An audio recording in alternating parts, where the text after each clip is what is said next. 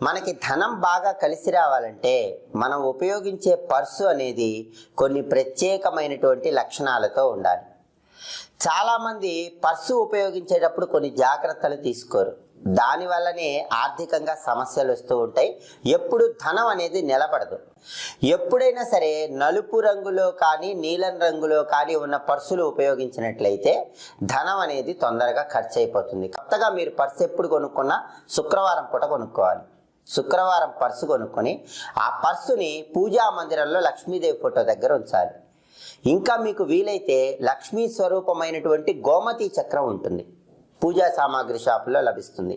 ఆ గోమతి చక్రం ఒకటి, గవ్వ ఒకటి కొనుక్కోండి. ఒక గోమతి చక్రము, ఒక గవ్వ, ఈ రెండింటిని కొత్తగా కొన్న పర్సులో ఉంచి లక్ష్మీదేవి ఫోటో దగ్గర ఉంచండి.